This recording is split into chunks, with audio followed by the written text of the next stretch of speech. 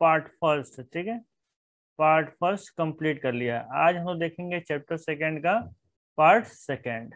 ठीक है, तो आइए स्टार्ट करते हैं।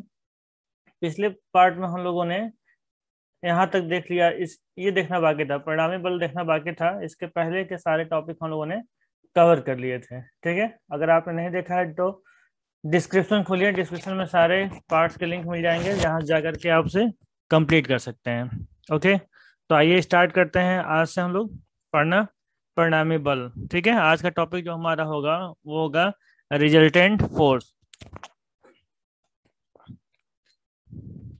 तो आइए समझते हैं रिजल्टेंट फोर्स के बारे में। उससे पहले इसको इरेज करते हैं। देखिए,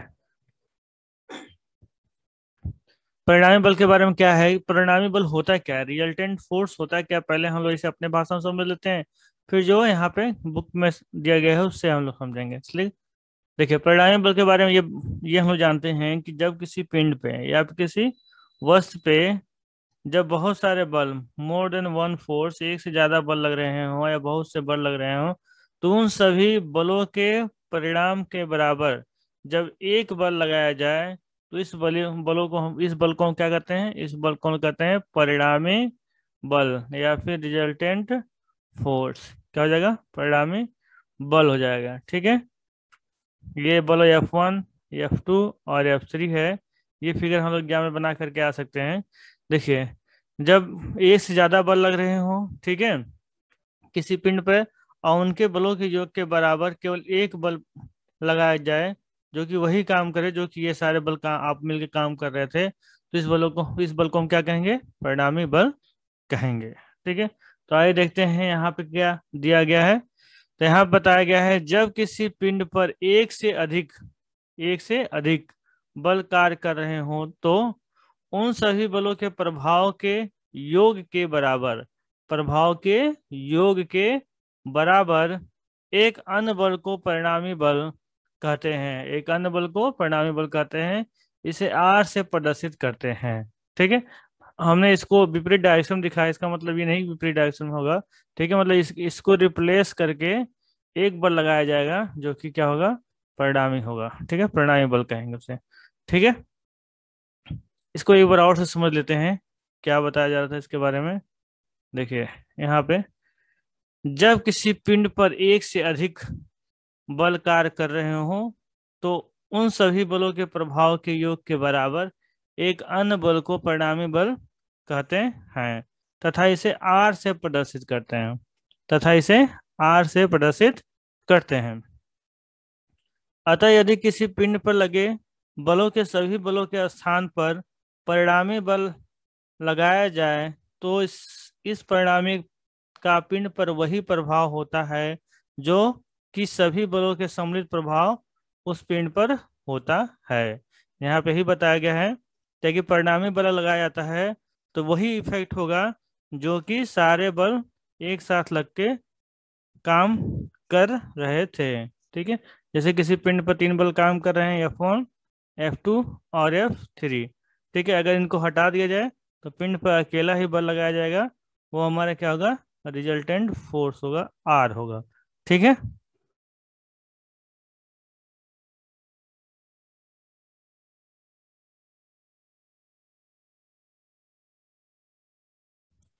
तो ये आपको समझ में आ गया होगा। तो आइए आगे बढ़ते हैं नेक्स्ट स्लाइड की तरफ। नेक्स्ट टॉपिक हम लोग का है इक्विलिब्रियम ऑफ फोर्सेस। ठीक है, क्या, बलों की साम्यावस्था। साम्यावस्था या फिर इक्विलिब्रियम मतलब क्या होता है, इक्विलिब्रियम ऑफ फोर्सेस। इक्विलिब्रियम का मतलब समझिए संतुलन सी बात की जा रही है। ठीक है, बलों का संतुलन इस तरह समझ सकते हैं। साम्यावस्था का मतलब भी क्या होता है, संतुलन ही होता है। ठीक है, तो यहाँ हम लोग देखेंगे बलों के संतुलन के बारे में, उसकी साम्यावस्था के बारे में। ठीक है, देखिए यहाँ बताया गया है, जब किसी पिंड पर दो या दो से अधिक बल इस प्रकार कार्य करे कि वे एक दूसरे के प्रभाव को निष्फल कर दे, अर्थात बलों का पिंड पर सम्मिलित प्रभाव शून्य हो जाए, तो ये बल साम्यावस्था या फिर संतुलन में कहलाते हैं। ठीक है, तो इसका क्या मतलब है, इसका मतलब है मान लेते हैं कि कोई पिंड है इस प्रकार से, उस पर इधर से 10 न्यूटन का बल लग रहा है, ठीक है, इधर से 10 न्यूटन का बल लग रहा है, और उसी के विपरीत, ठीक है, उसी के विपरीत और उसी की क्रिया रेखा पर एक और बल लगाया जा रहा है, जो वो भी कितना है, 10 न्यूटन है। तो हम देखेंगे कि 10 न्यूटन इधर से लग रहा है, 10 न्यूटन इधर से लग रहा है, डायरेक्शन विपरीत है, तो ये दूसरे के प्रभाव को निरस्त कर देंगे, ठीक है। या फिर दूसरे शब्दों में ये कहें कि ये पिंड को संतुलन में रखेंगे, क्योंकि 10 न्यूटन इधर भी है और 10 न्यूटन इधर से बल लग रहा है, तो पिंड को संतुलन में रखेंगी। अगर पिंड स्थिर अवस्था में है तो वो स्थिर अवस्था में ही रहेगा, अगर गति की अवस्था में है तो गति की अवस्था में ही रहेगा, उसमें कोई भी चेंजिंग नहीं आएगा उसके स्थिति में, ठीक है, उसकी स्थिति में कोई भी बदलाव नहीं होगा जब लगने वाला बल संतुलन की कंडीशन में होगा, ठीक है। अगर मान लेते हैं कि यहीं पर जो पिंड है उस पे दो बल लग रहे हैं, एक 20 न्यूटन का बल लग रहा है और एक 15 न्यूटन का बल लग रहा है, तब क्या होगा, तब इसमें इस पिंड में गति आ जाएगी, ठीक है। जिधर बल ज्यादा होगा पिंड उधर उस दर की तरफ ही गति करने लगेगा। तो ऐसा बल जो है हमें साम्यावस्था प्रदान नहीं करेगा, संतुलन प्रदान नहीं करेगा, ठीक है। इसी नाते यहाँ पे कहा गया है, जब किसी पिंड पर दो या दो से अधिक बल इस प्रकार कार्य करें कि वे एक दूसरे को प्रभाव को निष्फल कर दें, अर्थात बलों का पिंड पर सम्मिलित प्रभाव शून्य हो, सम्मिलित प्रभाव क्या हो, शून्य हो, तो बल साम्यावस्था या फिर संतुलन में कहलाते हैं, ठीक है। आगे देखते हैं, यहाँ बताया गया है इसके अतिरिक्त हम यह भी कह सकते हैं कि क्या चीज, यदि पिंड पर कार्य करने वाले बलों का परिणामी शून्य है तो वे बल संतुलन में या फिर साम्यावस्था में कहलाते हैं, जिसे हम पिंड की साम्यावस्था भी कहते हैं। यहाँ पे ये कहा गया है कि अगर उसका परिणामी भी शून्य हो तब पर भी हम मान लेंगे कि वो क्या है, संतुलन की अवस्था में हो। परिणामी का क्या मतलब, रिएक्टेंट की बात कर रहे हैं, ठीक है। परिणामी का मतलब जैसे कि ये बल F1 है और ये बल मान लेते हैं F2 है, तो दोनों का परिणामी निकालना होगा, तो दिशा विपरीत है, तो हम लोग क्या करेंगे, F1 माइनस F2 कर लेंगे, ठीक है। दोनों का वैल्यू रखेंगे 10 न्यूटन 10 न्यूटन, तो परिणामी क्या आ गया, 0 आ गया। जब परिणामी 0 आ जाए तो वो क्या कहलाएगा, साम्यावस्था में कहलाएगा। अगर परिणामी 0 नहीं आता है तो वो साम्यावस्था में नहीं कहलाएगा। जैसे कि यहाँ पर देखा जाए, इसको F1 मान लेते हैं, इसको F2 मान लेते हैं, दोनों की दिशा विपरीत है तो घट जाएगा, यानी R is equal to F1 minus F2 हो जाएगा। सो घटाएंगे 20 न्यूटन माइनस 15 न्यूटन, तो यहाँ पर रिजल्टेंट कितना आएगा, 5 न्यूटन आएगा। तो यहाँ जब 5 न्यूटन आ जा रहा है, इसका ये मतलब कि ये संतुलन की अवस्था में नहीं होगा। तो यहाँ पे ये बताया गया है कि संतुलन के लिए R इजकल टू 0 होना चाहिए, तभी हम कहेंगे बल संतुलन की अवस्था में है, ठीक है। यहाँ तक आपको समझ में आ गया होगा, तो हम लोग आगे बढ़ते हैं नेक्स्ट स्लाइड की तरफ। नेक्स्ट स्लाइड में और कुछ चीजें यहाँ पे बताई गई हैं, इन्हें भी हम लोग देख लेते हैं। यहाँ बताया गया ऐसे संतुलित बल पिंड पर अपना कोई प्रभाव उत्पन्न नहीं करते, जिनके कारण पिंड स्थिर रहता है, तो साम्यावस्था में भी स्थिर ही रहेगा, और यदि पिंड गतिमान होता है तो वो लगाए गए बल की साम्यावस्था में ही और उसी गति पर अपनी गतिमान दिशा में गतिमान रहेगा, ठीक है। यहाँ पे ये बताया गया है, अगर पिंड पर दो समान बल लग रहे हैं, ठीक है, दो समान बल लग रहे हैं और पिंड स्थिर है तो स्थिर ही रहेगा, ठीक है। पहले से अगर रेस्ट की पोजीशन में है तो रेस्ट की पोजीशन में रहेगा। अगर पिंड पर दो बल समान बल लग रहे हैं, ठीक है, दो समान बल लग रहे हैं, तब पिंड अगर गति की अवस्था में है तो वो गति की अवस्था में ही रहेगा, ठीक, उसमें कोई भी परिवर्तन नहीं आएगा, किसी भी स्थिति में उसमें कोई परिवर्तन नहीं आएगा, ठीक है। जो बात हमने आपको पहले बताई थी वही बात यहाँ पे लिखी भी गई है, ठीक है। तो आगे बढ़ते हैं हम लोग नेक्स्ट स्लाइड की तरफ। अब यहाँ बताया गया साम्यावस्था के प्रकार, ठीक है, साम्यावस्था के प्रकार, काइंड ऑफ इक्विलिब्रियम। अब इक्विलिब्रियम कितने प्रकार के होते हैं ये हम लोग को देखना है। यहाँ बताया गया है पिंड की साम्यावस्था 2 प्रकार की होती है। पिंड की साम्यावस्था कितने प्रकार की होती है, तो 2 प्रकार की होती है। कौन कौन सी, पहली है स्थैतिक साम्यावस्था, स्टैटिक इक्विलिब्रियम, और दूसरा क्या है, गतिक साम्य अवस्था, मतलब कि डायनेमिक इक्विलिब्रियम। ठीक है, तो आइए देखते हैं एक एक करके, स्टैटिक इक्विलिब्रियम क्या है और डायनेमिक इक्विलिब्रियम क्या है। देखिए यहाँ पे बता, तो सबसे पहले हम देखेंगे स्टैटिक इक्विलिब्रियम क्या है। स्टैटिक इक्विलिब्रियम के बारे में यहाँ बताया गया है, जब कोई बल निकाय यानी सिस्टम ऑफ फोर्स किसी स्थिर पिंड पर इस प्रकार कार्य करे कि वह गतिशील ना हो सके, अर्थात स्थिर रहे, तब ऐसे बलों को क्या कहते हैं, स्थैतिक साम्यावस्था यानी कि स्टैटिक इक्विलिब्रियम में कहते हैं। ठीक है, जब किसी पिंड पर क्या हो रहा, सिस्टम ऑफ फोर्स काम कर रहे हैं, बल निकाय, सिस्टम ऑफ फोर्स का मतलब मोर देन वन फोर्स, एक से ज्यादा बल काम कर रहे हो और वो इस प्रकार से काम कर रहे हो कि पिंड अगर स्थिर है तो स्थिर ही रहे। ठीक है, तो ऐसे बलों के समूह को, तो ऐसा बल जो साम्यावस्था में रखता है उसको क्या कहते हैं, स्थैतिक साम्यावस्था कहते हैं। ठीक है, एक बार इसको फिर से देखते हैं, ध्यान दीजिएगा इस बार फिर से। जब कोई बल निकाय, बल निकाय का मतलब मोर देन वन फोर्स, ठीक है, एक से ज्यादा बल लग रहे हैं उसको बोलते हैं बल निकाय।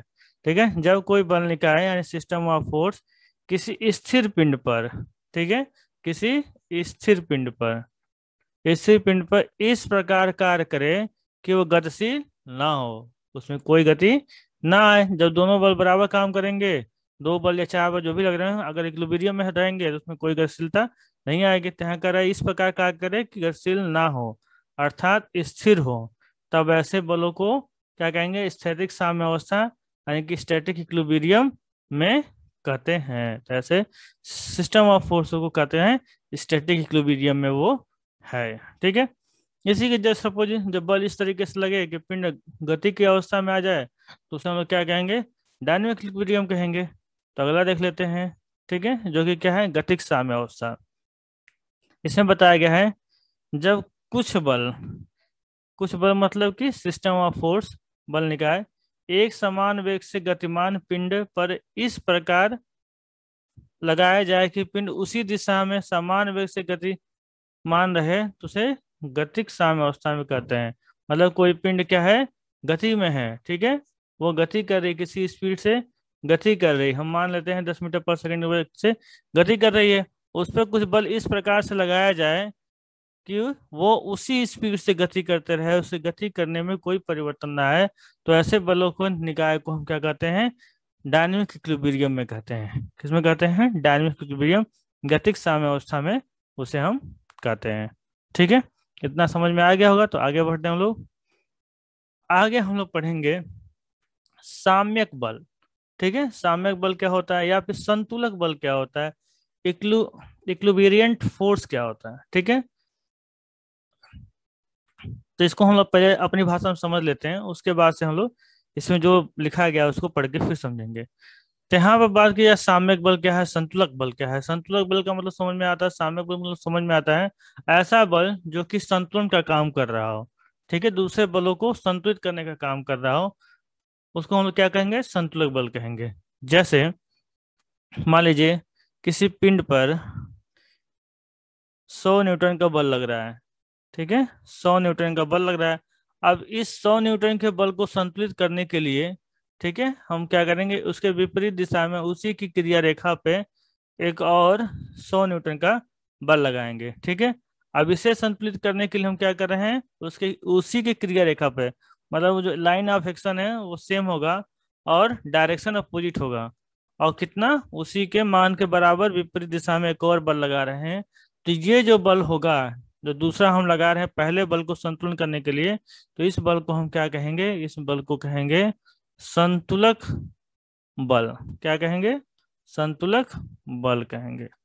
ठीक है, जो कि संतुलित करने के लिए लगाया जा रहा है उसे हम क्या कहेंगे, संतुलक बल कहेंगे। ठीक है, अब इसको हम लोग पढ़ते हैं, यहाँ क्या बताया गया है। यहाँ बताया गया, साम्यावस्था में किसी पिंड पर लगने वाला बल निकाय का कोई भी बल शेष बलों का साम्यक बल कहलाता है। ठीक है, शेष बलों का साम्यक बल कहलाता है। इसका मतलब पहले यहाँ तक समझ लेते हैं। यहाँ कहा जा रहा है साम्यावस्था में किसी पिंड पर लगने वाले बल निकाय, साम्यावस्था में मान लीजिए कोई साम्यावस्था में है, मतलब कि सारे बल जो है संतुलन की स्थिति में है। ठीक है, बल निकाय मतलब बहुत सारे बल काम कर रहे हैं। मान लेते हैं 3 बल इधर से काम कर रहे हैं और 3 बल इधर से काम कर रहे हैं जो कि संतुलन में है। ठीक है, बल निकाय का कोई भी बल, इसमें से कोई भी बल, यहाँ जो बल लग रहा है मान लेते हैं F1 F2 और F3 यहाँ लग रहा है, और यहाँ लग रहा है F4 F5 और F6 यहाँ लग रहा है। इसमें से कोई भी बल शेष बलों का साम्यक बल कहलाता है। इसमें से कोई भी एक बल शेष बलों का क्या कहलाएगा? साम्यक बल कहलाएगा। ठीक है, कोई एक बल साम्यक बल कहलाएगा। ठीक है, इस संदर्भ में हम यह भी कह सकते हैं कि किसी पिंड पर लगने वाले एक ऐसे बल को साम्यक बल कहते हैं जो अन्य बलों के साथ मिलकर पिंड पर को साम्य अवस्था में रखता है। ठीक है, मतलब कि एक ऐसा बल जो सारे बलों को मिलाकर साम्य अवस्था में रखता हो। इसको इजिली यहाँ इस तरह समझ सकते हैं कि मान लीजिए F1 जो है वो 2 न्यूटन का बल लगाता है, F2 भी 2 न्यूटन का बल लगाता है, एफ ये भी जो है 2 न्यूटन का बल लगाता है। ठीक है, और ये सारे बल भी 2-2 न्यूटन का बल लगाते हैं, और ये अकेले क्या करता हो, इनको संतुलन में रखने के लिए मान लीजिए 1-1 न्यूटन का ये बल लगाते हैं। ठीक है, और ये अकेला 4 न्यूटन का बल लगाता हो, तो ये बल क्या हो जाएगा? साम्यक बल हो जाएगा। यहाँ पर दूसरे एग्जाम्पल समझिए, कोई पिंड है उस पर 2 बल लग रहे हैं। ठीक है, एक पर 4 न्यूटन का बल लग रहा है। ठीक है, एक पे 4 न्यूटन का बल लग रहा है और एक पे 6 न्यूटन का बल लग रहा है। ठीक है, और दूसरा बल जो लग रहा है वो 10 न्यूटन का लग रहा है, जो कि इन दोनों को क्या कर रहा है? संतुलित कर रहा है। तो ये जो बल होगा वो कौन सा बल होगा? वो बल होगा ये साम्यक बल कहलाएगा। ये क्या कहलाएगा? साम्यक बल कहलाएगा, क्योंकि ये संतुलित कर रहा है और ये सिस्टम ऑफ फोर्स का हिस्सा भी है। ठीक है, बल निकाय का हिस्सा भी है कि इस पिंड पर कुल कितने बल लग रहे हैं? 3 बल लग रहे हैं, मतलब कि मोर देन 1। ठीक है, एक से ज्यादा बल लग रहे हैं, तो बाकी 2 बलों को ये संतुलित करने का काम कर रहा है। ये 4 न्यूटन और फिर 6 न्यूटन को क्या कर रहा है? संतुलित करने का काम कर रहा है, तो इसे हम लोग क्या कहेंगे? साम्यक बल कहेंगे। ठीक है, फिगर में देखते हैं, फिगर जो दिया हुआ है इसमें क्या समझाने की कोशिश कर रहा है, यहाँ देखते हैं। यहाँ पर देखेंगे एक पॉइंट O है जिस पर एक बल लग रहा है, O से एक तरफ P बल लग रहा है। ठीक है, P एक बल है, और O से B की तरफ क्या लग रहा है? एक बल Q लग रहा है। इन दोनों का परिणामी R है। ठीक है, इन दोनों का जो रिजल्टेंट निकल के आ रहा है वो क्या है? R है। ठीक है, अब R को बैलेंस करने के लिए, ठीक है, R को बैलेंस करने के लिए इसी की क्रिया रेखा पर एक दूसरा बल लगाया गया है जो क्या है? R डैश है। ठीक है, तो ये R डैश क्या है? ये R डैश जो हमारा है ये साम्यक बल है। ये क्या है? साम्यक बल है। ठीक है, यहाँ पर दिया भी गया है साम्यक बल R डैश बराबर परिणामी R, जो कि वैल्यू में बराबर है। अगर ये 10 न्यूटन होगा तो ये भी क्या होगा? 10 न्यूटन ही होगा, लेकिन दोनों की दिशा विपरीत होगी। देखिए, इसका एरो इधर दिखाया गया है, इसका एरो इधर दिखाया गया है, लेकिन दोनों की क्रिया रेखा एक ही होगी। ठीक है, इसे आगे और समझते हैं, आगे थोड़ा सा और है। देखिए, इसके बारे में बताया गया है। दूसरे शब्दों में इसे इस प्रकार समझा जा सकता है कि किसी बल निकाय यानी कि सिस्टम ऑफ फोर्स का साम्यक बल वह अकेला बल है जो उस बल निकाय के परिणामी बल के मान के बराबर परंतु विपरीत दिशा में तथा उसी क्रिया रेखा पर कार्य करता है। ठीक है, मतलब कि किसी पिंड पे अगर 3 बल लग रहे हैं, ठीक है, तो 3 बल लग रहे हैं, 10 न्यूटन, 20 न्यूटन और 10 न्यूटन, तो इनका परिणामी क्या हो जाएगा? इनका परिणामी इनका योग हो जाएगा, 10 + 20 + 10, मतलब कि 40 न्यूटन। इस 40 न्यूटन से क्या होगा? परिणामी होगा। उसके परिणामी के मान के बराबर ही, ठीक है, उसके विपरीत दिशा में एक और 40 न्यूटन का बल लगाया जाएगा, जिसकी दिशा क्या होगी? विपरीत होगी। ये 40 न्यूटन का जो बल लगाया जाएगा यही हमारा क्या होगा? यह हमारा साम्यक बल होगा। क्या होगा? साम्यक बल होगा। ठीक है, यही बताया गया है, जो कि यहाँ पे R डैश क्या है? साम्यक बल है, और R क्या है? परिणामी है, उसका रिजल्टेंट है। किसका रिजल्टेंट है? P और Q का। अगर P हमारा 10 न्यूटन होता और Q हमारा 10 न्यूटन होता तो परिणामी कितना होता? 20 न्यूटन हो जाता। ठीक है, और यही 20 न्यूटन R का भी होता। लेकिन दोनों का दिशा विपरीत है और एक ही लाइन ऑफ एक्शन पे वर्क कर रहे हैं, एक ही क्रिया रेखा पे काम कर रहे हैं। ठीक है, इतना आपको समझ में आ गया होगा साम्यक बल क्या होता है। ठीक है, आगे बढ़ते हैं लोग। अब बात आता है बलों की साम्यावस्था के मूल सिद्धांत। ठीक है, यहाँ पे ये समझेंगे क्या मूल सिद्धांत होने चाहिए बलों को साम्यावस्था में होने के लिए। ठीक है, तो यहाँ पे कुछ पॉइंट बताए गए हैं जो कि फॉलो होने चाहिए इक्विलिब्रियम के केस के लिए। तो इसे देख लेते हैं। यहाँ बताया गया पहला जो केस है, एक बल कभी भी साम्यावस्था में नहीं हो सकता है। एक बल कभी भी साम्यावस्था में नहीं हो सकता है। किसी पिंड पर अगर एक अकेला बल लगेगा तो कभी भी वो संतुलन नहीं होगा। कोई भी अकेला बल लगेगा तो इस पिंड को आगे की तरफ ढकेलता हुआ चला जाएगा। ठीक है, कोई नहीं रोकेगा। ठीक है, तो एक अकेला बल कभी भी साम्यावस्था में नहीं हो सकता। संतुलित करने के लिए दूसरा बल लगाना पड़ेगा इसके विपरीत दिशा में। तो यहाँ पर पहला पॉइंट है, एक बल कभी भी साम्यावस्था में नहीं हो सकता है। ठीक है, दूसरा पॉइंट देखते हैं। दूसरा पॉइंट में बताया गया है, किसी बल निकाय का परिणामी शून्य होने पर ही वह बल निकाय साम्यावस्था में हो सकता है। ठीक है, परिणामी शून्य होने पर ही वो क्या होगा, साम्यावस्था में होगा। यहाँ पे देखिए, किसी पिंड पे अगर दो बल विपरीत विपरीत दिशा में काम करेंगे, अगर ये 100 न्यूटन है और ये भी 100 न्यूटन है और दोनों को घटा लेंगे, ठीक है, और उसका परिणाम कितना आ गया, 0, तो हम ये क्या कहेंगे, क्या कि ये साम्य अवस्था में। अगर इसका वैल्यू 200 हो जाएगा तो आर आ जाएगा हमारा घटाने पे 100, तब ये साम्य अवस्था में नहीं होगा और ये साम्य अवस्था में होगा। इसलिए यहाँ बताया गया है, किसी बल निकाय का परिणामी शून्य होने पर ही बल निकाय साम्य अवस्था में होता है। दूसरा केस ये हो गया कि परिणामी शून्य होना चाहिए साम्य अवस्था के लिए। तीसरा देखते हैं। तीसरे में बताया गया है, एक ही सरल रेखा पर कार्य करने वाले दो बराबर व विपरीत बल साम्यावस्था में होते हैं। ठीक है, जैसे कि हम लिखा, दो बराबर और विपरीत दिशा में जो बल लगता है वो क्या होता है, साम्यावस्था में होता है।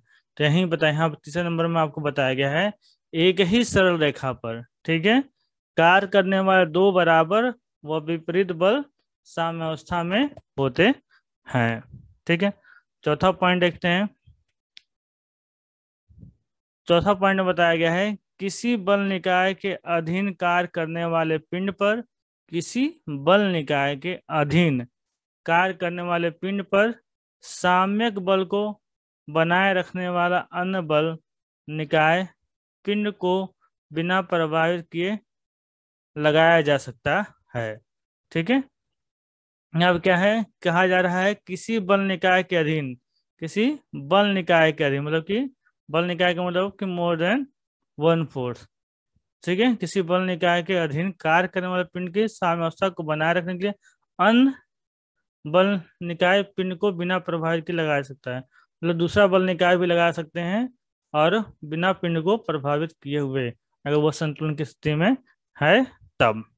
ठीक है, तो अभी तक हम लोगों ने देखा इक्विलिब्रियम का केस। ठीक है, कब कोई बल इक्विलिब्रियम में होगा, साम्यावस्था में होगा, ये हम लोगों ने अभी तक देखा है। आगे बढ़ते हैं, आगे देखते हैं कौन सा टॉपिक है। देखिए, आगे हम लोग पढ़ेंगे बलों के समांतर चतुर्भुज का नियम। बलों के समांतर चतुर्भुज का नियम। ठीक है, तो इसे हम लोग अगले दिन करेंगे, नेक्स्ट क्लास में इसको हम लोग करने का कोशिश करेंगे। ठीक है, क्योंकि ये टॉपिक बड़ा है। ठीक है, इसके लिए अलग से एक क्लास चाहिए। तो आप लोग क्या करिएगा, जितना हमने बताया है इसका आप लोग नोट बना लीजिएगा। ठीक है, और इसे 1 से 2 बार देखेंगे तो आपको ये अच्छे से तैयार हो जाएगा।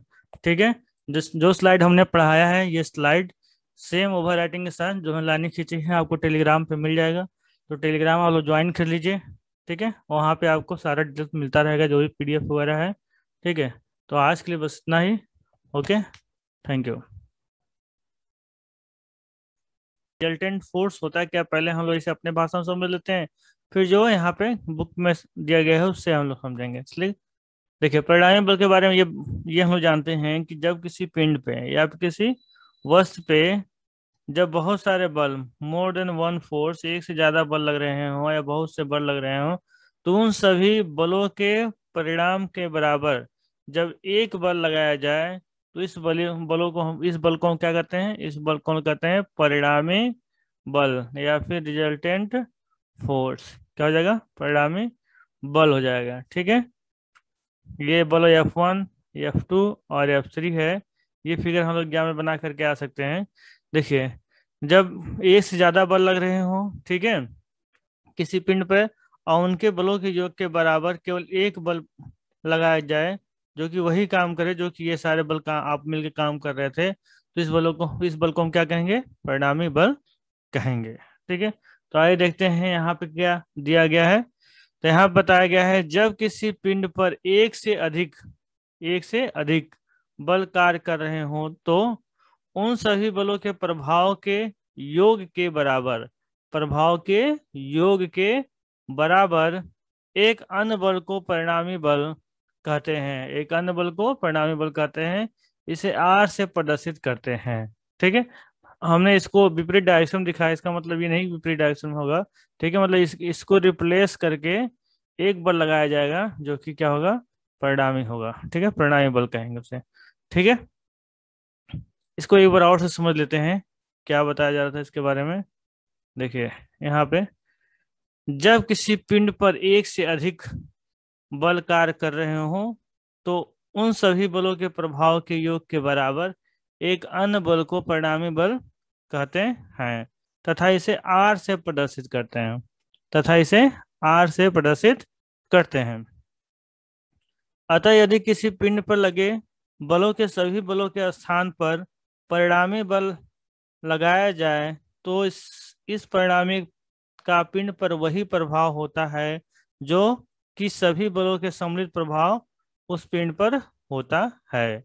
यहाँ पे ही बताया गया है कि परिणामी बल लगाया जाता है तो वही इफेक्ट होगा जो कि सारे बल एक साथ लग के काम कर रहे थे। ठीक है, जैसे किसी पिंड पर तीन बल काम कर रहे हैं, F1, F2 और F3। ठीक है, अगर इनको हटा दिया जाए तो पिंड पर अकेला ही बल लगाया जाएगा, वो हमारा क्या होगा, रिजल्टेंट फोर्स होगा, आर होगा। ठीक है,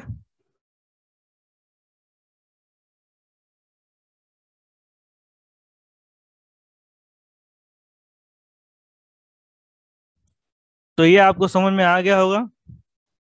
तो आइए आगे बढ़ते हैं नेक्स्ट स्लाइड की तरफ। नेक्स्ट टॉपिक हम लोग का है इक्विलिब्रियम ऑफ फोर्सेस। ठीक है, क्या, बलों की साम्यावस्था। साम्यावस्था या फिर इक्विलिब्रियम मतलब क्या होता है, इक्विलिब्रियम ऑफ फोर्सेस। इक्विलिब्रियम का मतलब समझिए संतुलन सी बात की जा रही है। ठीक है, बलों का संतुलन इस तरह समझ सकते हैं। साम्यावस्था का मतलब भी क्या होता है, संतुलन ही होता है। ठीक है, तो हम लोग देखेंगे बलों के संतुलन के बारे में, उसकी साम्यावस्था के बारे में। ठीक है, देखिए यहाँ बताया गया है, जब किसी पिंड पर दो या दो से अधिक बल इस प्रकार कार्य करे कि वे एक दूसरे के प्रभाव को निष्फल कर दें, अर्थात बलों का पिंड पर सम्मिलित प्रभाव शून्य हो जाए, तो ये बल साम्यावस्था या फिर संतुलन में कहलाते हैं। ठीक है, तो इसका क्या मतलब है, इसका मतलब है मान लेते हैं कि कोई पिंड है इस प्रकार से, उस पर इधर से 10 न्यूटन का बल लग रहा है। ठीक है, इधर से 10 न्यूटन का बल लग रहा है, और उसी के विपरीत, ठीक है, उसी के विपरीत और उसी की क्रिया रेखा पर एक और बल लगाया जा रहा है जो, वो भी कितना है, 10 न्यूटन है।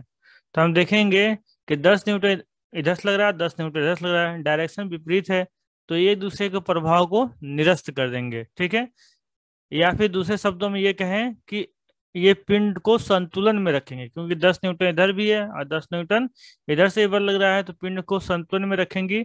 अगर पिंड स्थिर अवस्था में है तो वो स्थिर अवस्था में ही रहेगा, अगर गति की अवस्था में है तो गति की अवस्था में ही रहेगा, उसमें कोई भी चेंजिंग नहीं आएगा उसके स्थिति में। ठीक है, उसकी स्थिति में कोई भी बदलाव नहीं होगा जब लगने वाला बल संतुलन की कंडीशन में होगा। ठीक है, अगर मान लेते हैं कि यहीं पर जो पिंड है उस पे दो बल लग रहे हैं, एक 20 न्यूटन का बल लग रहा है और एक 15 न्यूटन का बल लग रहा है, तब क्या होगा, तब इसमें इस पिंड में गति आ जाएगी। ठीक है, जिधर बल ज्यादा होगा पिंड उधर उस दर की तरफ ही गति करने लगेगा, तो ऐसा बल जो है हमें साम्यावस्था प्रदान नहीं करेगा, संतुलन प्रदान नहीं करेगा। ठीक है, इसी नाते यहाँ पे कहा गया है जब किसी पिंड पर दो या दो से अधिक बल इस प्रकार कार्य करें कि वे एक दूसरे को प्रभाव को निष्फल कर दें, अर्थात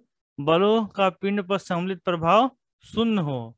सम्मिलित प्रभाव क्या हो? शून्य हो, तो बल साम्य अवस्था या फिर संतुलन में कहलाते हैं। ठीक है, आगे देखते हैं। यहाँ बताया गया है इसके अतिरिक्त हम यह भी कह सकते हैं कि क्या चीज, यदि पिंड पर कार्य करने वाले बलों का परिणामी शून्य है तो वे बल संतुलन में या फिर साम्यावस्था में कहलाते हैं, जिसे हम पिंड की साम्यावस्था भी कहते हैं। यहाँ पे ये कहा गया है कि अगर उसका परिणामी भी शून्य हो तब पर भी हम मान लेंगे कि वो क्या है, संतुलन की अवस्था में हो। परिणामी का क्या मतलब, रिएक्टेंट की बात कर रहे हैं। ठीक है, परिणामी का मतलब जैसे कि ये बल F1 है और ये बल मान लेते हैं F2 है, तो दोनों का परिणामी निकालना होगा तो दिशा विपरीत है, तो हम लोग क्या करेंगे, F1 माइनस F2 कर लेंगे। ठीक है, दोनों का वैल्यू रखेंगे 10 न्यूटन 10 न्यूटन, तो परिणामी क्या आ गया, 0 आ गया। जब परिणामी 0 आ जाए तो क्या कहलाएगा, साम्यावस्था में कहलाएगा। अगर परिणामी 0 नहीं आता है तो वो साम्यावस्था में नहीं कहलाएगा। जैसे कि यहाँ पर देखा जाए, इसको F1 मान लेते हैं, इसको F2 मान लेते हैं, दोनों की दिशा विपरीत है तो घट जाएगा, यानी R is equal to F1 minus F2 हो जाएगा। सो घटाएंगे 20 न्यूटन माइनस 15 न्यूटन, तो यहाँ पर रिजल्टेंट कितना आएगा, 5 न्यूटन आएगा। तो यहाँ जब 5 न्यूटन आ जा रहा है, इसका ये मतलब कि ये संतुलन की अवस्था में नहीं होगा। तो यहाँ पे ये बताया गया है कि संतुलन के लिए R इजकल टू 0 होना चाहिए, तभी हम कहेंगे बल संतुलन की अवस्था में है। ठीक है, यहाँ तक आपको समझ में आ गया होगा। तो हम लोग आगे बढ़ते हैं नेक्स्ट स्लाइड की तरफ। नेक्स्ट स्लाइड में और कुछ चीजें यहाँ पे बताई गई हैं, इन्हें भी हम लोग देख लेते हैं। यहाँ बताया गया ऐसे संतुलित बल पिंड पर अपना कोई प्रभाव उत्पन्न नहीं करते, जिनके कारण पिंड स्थिर रहता है, तो साम्यावस्था में भी स्थिर ही रहेगा। और यदि पिंड गतिमान होता है तो वो लगाए गए बल की साम्यावस्था में ही और उसी गति पर अपनी गतिमान दिशा में गतिमान रहेगा। ठीक है, यहाँ पे ये बताया गया है अगर पिंड पर दो समान बल लग रहे हैं, ठीक है, दो समान बल लग रहे हैं और पिंड स्थिर है तो स्थिर ही रहेगा। ठीक है, पहले से अगर रेस्ट की पोजीशन में है तो रेस्ट की पोजीशन में रहेगा। अगर पिंड पर दो बल समान बल लग रहे हैं, ठीक है, दो समान बल लग रहे हैं, तब पिंड अगर गति की अवस्था में है तो वो गति की अवस्था में ही रहेगा। ठीक, उसमें कोई भी परिवर्तन नहीं आएगा, किसी भी स्थिति में उसमें कोई परिवर्तन नहीं आएगा। ठीक है, जो बात हमने आपको पहले बताई थी वही बात यहाँ पे लिखी भी गई है।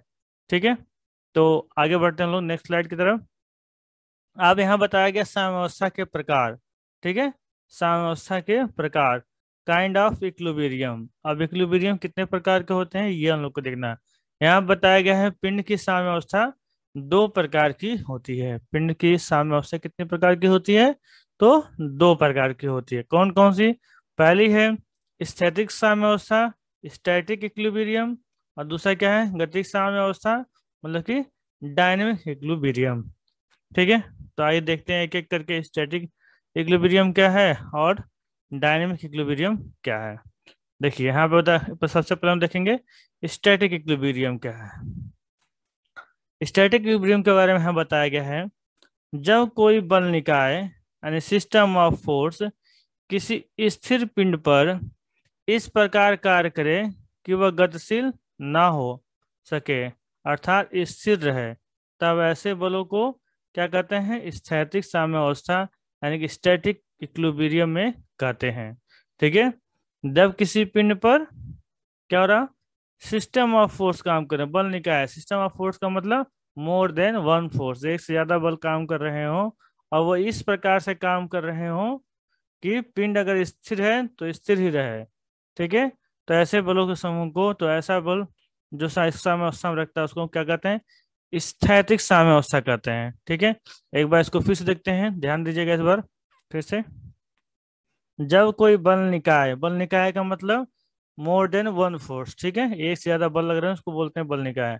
ठीक है, जब कोई बल निकाय यानी सिस्टम ऑफ फोर्स किसी स्थिर पिंड पर, ठीक है, किसी स्थिर पिंड पर, स्थिर पिंड पर इस प्रकार कार्य करे कि वो गतिशील ना हो, उसमें कोई गति ना आए। जब दोनों बल बराबर काम करेंगे, दो बल या चार बल जो भी लग रहे हैं, अगर इक्विलिब्रियम में रहेंगे तो उसमें कोई गतिशीलता नहीं आएगी। तो यहाँ कर रहा है इस प्रकार कार्य करे कि गतिशील ना हो, अर्थात स्थिर हो। तब ऐसे बलों को क्या कहेंगे? स्थैतिक साम्यावस्था यानी कि स्टैटिक इक्विलिब्रियम में कहते हैं। तो ऐसे सिस्टम ऑफ फोर्स को कहते हैं स्टैटिक इक्विलिब्रियम में वो है। ठीक है। इसी के जस्ट सपोज जब बल इस तरीके से लगे कि पिंड गति की अवस्था में आ जाए तो उसे हम लोग क्या कहेंगे? डायनेमिक इक्विलिब्रियम कहेंगे।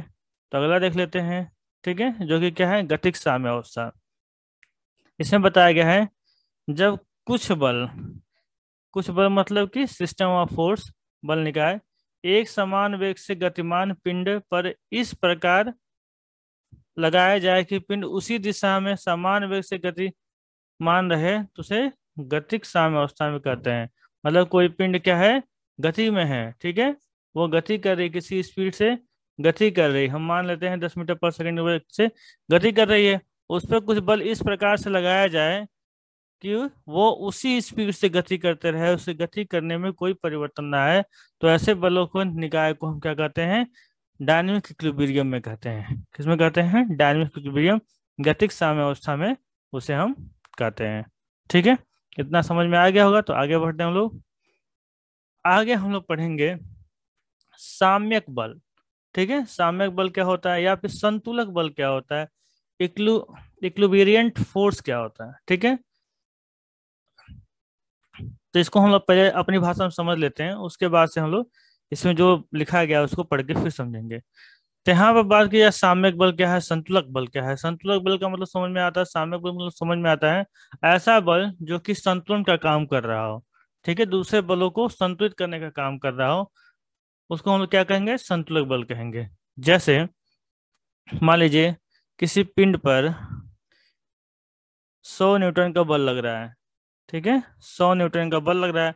अब इस 100 न्यूटन के बल को संतुलित करने के लिए, ठीक है, हम क्या करेंगे? उसके विपरीत दिशा में उसी की क्रिया रेखा पे एक और 100 न्यूटन का बल लगाएंगे। ठीक है, अब इसे संतुलित करने के लिए हम क्या कर रहे हैं? उसके उसी की क्रिया रेखा पे, मतलब वो जो लाइन ऑफ एक्शन है वो सेम होगा और डायरेक्शन अपोजिट होगा, और कितना? उसी के मान के बराबर विपरीत दिशा में एक और बल लगा रहे हैं।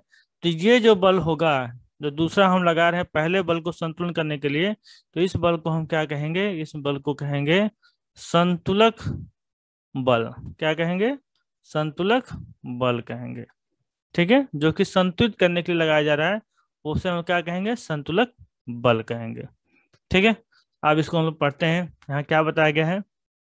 यहाँ बताया गया साम्यावस्था में किसी पिंड पर लगने वाला बल निकाय का कोई भी बल शेष बलों का साम्यक बल कहलाता है। ठीक है, शेष बलों का साम्यक बल कहलाता है। इसका मतलब पहले यहाँ तक समझ लेते हैं। यहाँ कहा जा रहा है साम्यावस्था में किसी पिंड पर लगने वाले बल निकाय। साम्यावस्था में मान लीजिए कोई साम्यावस्था में है, मतलब कि सारे बल जो है संतुलन की स्थिति में है। ठीक है, बल निकाय मतलब बहुत सारे बल काम कर रहे हैं। मान लेते हैं 3 बल इधर से काम कर रहे हैं और 3 बल इधर से काम कर रहे हैं जो कि संतुलन में है। ठीक है, बल निकाय का कोई भी बल, इसमें से कोई भी बल, यहाँ जो बल लग रहा है मान लेते हैं F1 F2 और F3 यहाँ लग रहा है, और यहाँ लग रहा है F4 F5 और F6 यहाँ लग रहा है।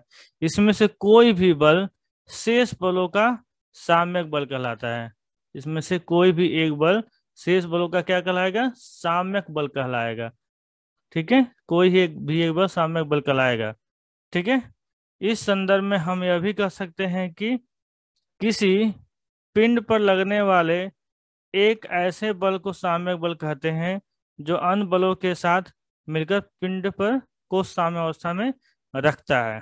ठीक है, मतलब कि एक ऐसा बल जो सारे बलों को मिलाकर साम्य अवस्था में रखता हो।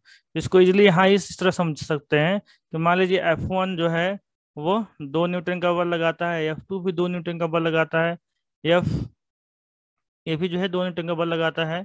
ठीक है, और ये सारे बल भी 2-2 न्यूटन का बल लगाते हैं, और ये अकेले क्या करता हो? इनको संतुलन में रखने के लिए मान लीजिए 1-1 न्यूटन का ये बल लगाते हैं। ठीक है, और ये अकेला 4 न्यूटन का बल लगाता हूँ, तो ये बल क्या हो जाएगा, साम्यक बल हो जाएगा। यहाँ पर दूसरा एग्जाम्पल समझिए, कोई पिंड है, उस पर दो बल लग रहे हैं, ठीक है।